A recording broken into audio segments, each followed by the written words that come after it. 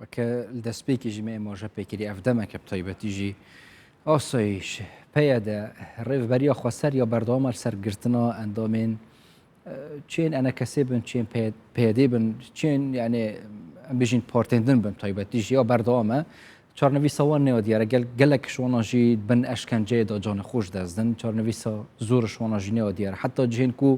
لێ تێن برنجی نایە دیارکردن هەر گرێدایێ مژارە ئێمێ بەڕێز نزار موسا ئەندامێ کۆمیتەیە سیاسیە پارتە یەکەتیە کوردستان و سووریش باژارێکێلی ئەڵمانیە پرێسکۆی پێدە دیێڵمەدەوە بەڕێز نزار ئەفدەمەوە باش تایبەتیژی ئەز وی دەمی بەحەسکن و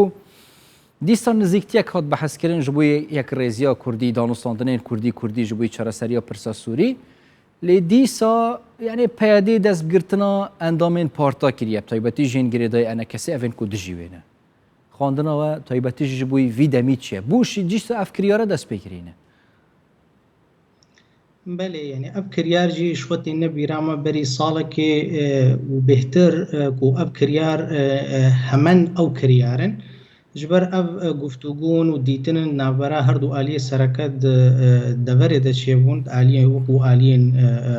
ئەم بێژن کوردی لێ تشتاک و تێ خویاکردن خویایە یعنی ئالیên پێدێ و هێزین وێ بتایبەتێک و وا کریاراتکن لخۆڤە گەرانە و خۆڤەگەرێک چێکردنا و پۆشمان بوونە سەر تشتێک و دوا گفتوگووادە بەلکی گەهانە سەر هەفتوو ji ber wilo dixwaze vê rewşaneha vegerênê eynî ew rewşa berî salekê ya ku heman kiryar tê de hatine kirin yanî di vî alî de ew xwendin heye lê wekî dî jî yanî em bên ziman yanî ev jî baş diyar û baş zelala yanî وەکو ردفعلەکە بەلکی نەگەلێکی جێخۆدا و نەگەلێکی وەکو ڕێڤەبەریکە یەک تێدە تێکهاشتی بێ و تێدە بفکرێ یعنی وەکو ردفعلەکێ بوو سەر ئەم چەندەکا بگرن وەکو مندوب نەما ئەو نەما کەسن لە هەرێما کوردستانی ji berî demekê hatibû negirtin lêkolîn buware têkirin ser mesela سەر مەسەلەنە خویا و دیار گۆر نامێ هەرێما کوردستانی دەرکەتن لێ بڤی ڕەنگی هەنێ یعنی کەساتینە سەر ئەنجومەنە نیشتیمانی کوردی بڤی ڕەنگی وەرنەگرتن ji ber وەکو مساوەمەکی وەکە ئەوەکە ئەس باوەرم ئەف عەقلی نەعەقلیە کەسێن و دەڤەرێکی برێڤە ببن لێ بەلێ مخابن بەلکی عەقلیە یعنی کەسنە نەتێک هاشتینە و کەسنە بەلکی یعنی نب وێزانە بوونا و نب ئەخلاقی کووردا یعنی بنە سەری تشت ئەس باوەرم شخوان کی بەرپرسە یعنی حتا نوکەژی تایبەتیژیان بەحسا مەزلوم عەبدێ بکەین سەروان کریاران یعنی بێدەنگ بن بوچی ڕازڤەکردنەکە vê siyasەتê nîne yani her cara nizîkbînek jî hebe bin pêkirin tundî tên dest pêkirin vî demî da yani nizîkbîn gelek giring e taybetî jî yani piştevaniyeke temam ya Amerîkayê heye gelek cara tên serxetxû jî lê her dema ene kese van kiryarat bîne ew xû jî poşmand be بله شخو اف فرساگلکی گرنگیا کو ام کاربن سر با اخفن یعنی ایرو دوا گفتگوین کوچید بن سر عرضه ایرو ام بیشن یعنی قصد و هبونا امریکیل دور ایرو اون یکو دخوازن انجامک جوری لید وردا ایرو قصد سروکاتیا سروک هیزن قصده یعنی تی خویا کرن براستی جی جوا کریاره کوتی کرن یعنی نه یعنی تی خویا کرن الیک و ئەو ئالیژی ینی ئەس باوەرم ینی باش دیارە ژمەڵەت ڕەژی و بتایبەت چیش تەبگەراویا سیاسی و هەروەها ئەنجومەنە نەشتیمانی کوردی ینی باش تێ زەلالکردن و ڕاستیژی ینی نەما پشتی وا کریارە نەما وەکو ئەم بێژن ینی کەسێکی ڕاعیە ژوا گفتوگوارە لێ بەلێ باش تێ خویاکردن و ئالیکە و دەست هلات ژی بەلکی ئان جەمنینە نگارێ وا کریارە بسەکنێنە ئان بکێفاویە و گۆر پلانێکی دیچێ سەری ئەف ژین ژواتێ خۆستن ئەف کەسێک و وا کریارە بدن ئەف کەسێک و وا کریاراتکن باش ژمەڵەتڕە زەلال بکن چمانێ ئەف کەسێک و وا کریارە درابن حەدی خۆدە ناینە سەکناردن و کێفاوی مڵەتی نەخۆش دکن و نستقرارك الدفرك چیتن الدفرا کردی چیتن جبر کو اف نستقرارا هی یعنی دهیله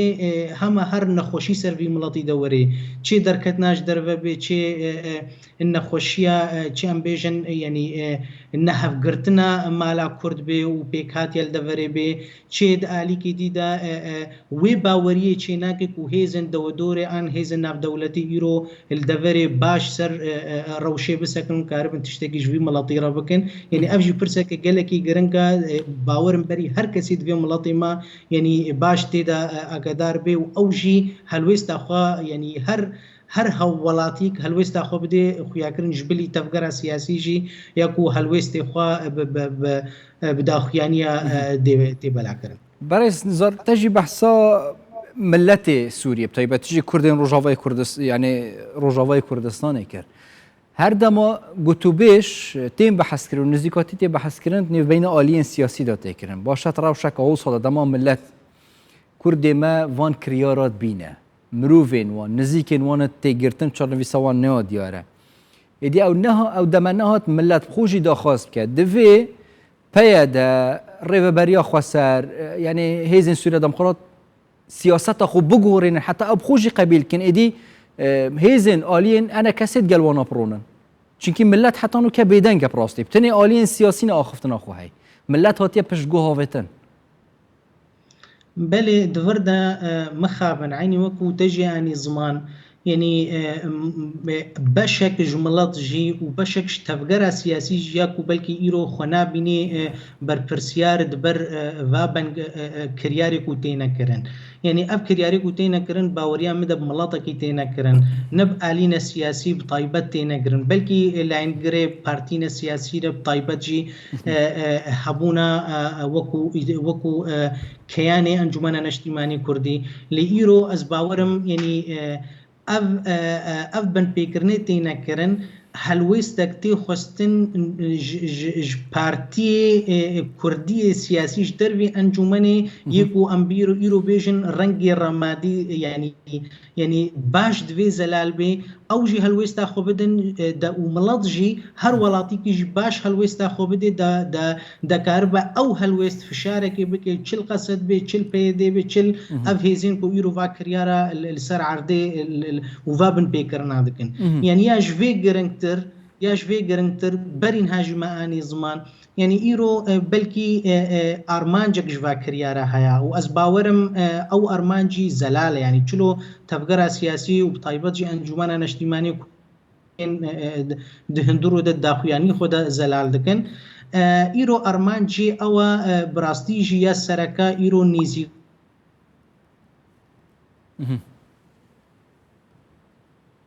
أزبارم برش نظر بردام که چونکه هند پیوندی بچک تک چو قد ولی از بسیار کادی بکم طیبتی جی اف روشه هی نف بین آلیین سیاسیین کردی روجاوای کردستان یان جی دش هف درکتن رنگت برجاندیا ترکیه دابا رنگت برجاندیا حکومت شامی دابا لی چه رنگ اکید برجاندیا امریکا و سیاست‌های سوریه و روجاوای کردستان دانینه چونکی اون کو یعنی چافدریا یک ریزی و نزدیک بینا کردید که نوا روجاوای کردستان دا بوچی اگر او چافدرن لسر نزدیک بینا کردان بوچی وانا برسوکت تند بوان کریارانی نه یانجی بیدنگ مینل برانبری وان کریارین پیاده بتایبتیجی راستا مخابن يعني بري چند هيوكي وكو دهات خوستن دهات ديار كرنجي اف گفتگو دس بکن نامک هات ام ذکرن نافبرا نونرین امریکی براونشتاین و هر وها سروک قصد مظلوم عبده دوی نامه دیجی پین شش خال بون يعني دوی نامه دیجی گرک جراغانی رجی هاتمان خویا کرن لی حتی اجدراغانی دیجی نهات خویا کرن او بن پیکرن جی نساکنین جبر ولو ام جی وکو تفگرا سیاسی جملات خورجی وی که زلال دکن يعني او جی جهه پرسیه چما افدا خویانیا کو هات ام ذکرن و انجمن نشتیمانی کردی جهات اگدار کرن په چما جملات را نهات خویا کرن آلی کی دا و چمانی قەسەد وەکو ئەمبێژن کەسێکی ڕاعی خۆت بینێ چما ئەوژی نەکاری بوو نەڤ کریارە بسەکنێ و نەرینە خۆیان زەلال دوی ئالی دەدێ لێ تەنێ خۆت بینێ تەرەفەک و نەرینێ خۆت ئالیێ ئەمبێژن وەکو نمونە چ تشتێکی پەکەکە بە گرێدا بێتە دیت نەرینە خۆدا و زەلال کرد لێ وەکەن و ئەمبێژن یعنی ئەف تشتێن هندور وێ کوردستانە سووری چێت بن بەلکی یعنی وێش خۆرە چێ بن یعنی ئەڤژی جهێ پرسەیە یعنی یادیشی وەکو پرسەتە کەرەم کردی یعنی مەسەلا ئەمریکی ئەڤژی جهێ ئەمبێژن استفهامێ یعنی ئەمریکی و ئیرۆ هەبووناوێت دەڤێدا و مندوو بێوە و ئیرۆ سەر وەسیقەکێ هەمزەدکێ چلۆ نکاریە قاسی وێ هەمزەبوونا خۆ بێ و چلۆ نکاریە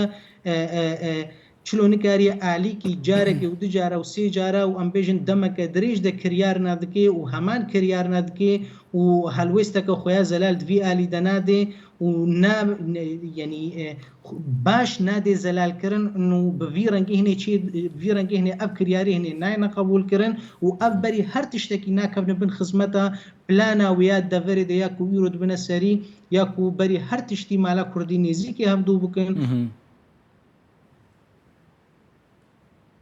بەریکە باشل دەڤێ بنەسەری یعنی ئەف پلان ئەف کریاری تێنەکردن بەری هەر تشتی ئەس دیسەت بەگەڕێنم بێڕێزی کە ژڤی دامنێ ئەمریکی و هەبووناویال دەڤێت بەری بێڕێزیک بێژ ژڤی مڵەتی و کەسێک و ئەف بێڕێزی بواتێ نەکرد ڕاستە خۆ ئەف بێڕێزیە ئەف بن پێکردنە کاریگەری سەر دانوستاندن گوتوبێژن کوردی کوردی دکن ئالیەکی گوتوبێژن ژی و پارتە نەڤەیەکەتیێدانە ئالیە دژی ئەنە کەسێ باشش ئەڤروپیڤە یعنی ئەنە کەسە هۆسا قبول بکە ئەگەر هەردەما یعنی پارتێ نەڤەیەکەتیێدا حازری گوتوبێژان بن یانژی ئەوان شەرت و مەرجێن خۆ هەبن ji بووی دیسا دەستپێکردنێ یانژی ئەو هەما بێژێت ئەم دێ خۆ vەکشین مادام ڕەوش هۆسایە ئەم ناگەهینە چەندجاما چارەسەر چییە؟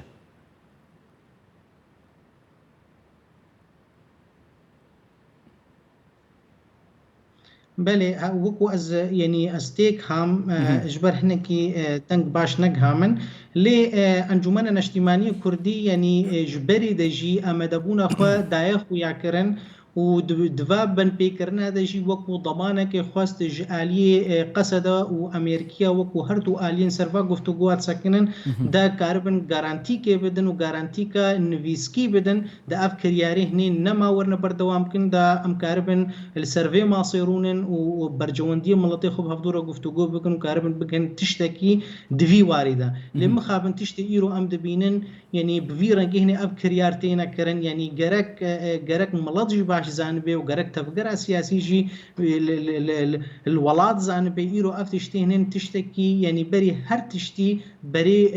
بەرێ و ئارمانجاوە ئەف گفتوگۆنە و ژێتی خۆستن ئیرۆ ئەنجومەنە نەشتیمانی کوردی بەری هەر تشتی ئەمبێژن قماشی سپی هەلدێ و بێژش ئالی خۆدا بەس یعنی ئەو لەوێت گەرن لێ ئەنجومەنە نەشتیمانی کوردی وەکو سیاسەتەکە ئەس باوەرم دوی ئالیدە باش مەوزونە و بەرجەوەندی مڵەتی خۆت دێ پێشیاخوا دوی ئالیدە بەلکی وێ ڕێ نادێوە دە حتا خۆشی دوی ئالیدە بەلکی نادێ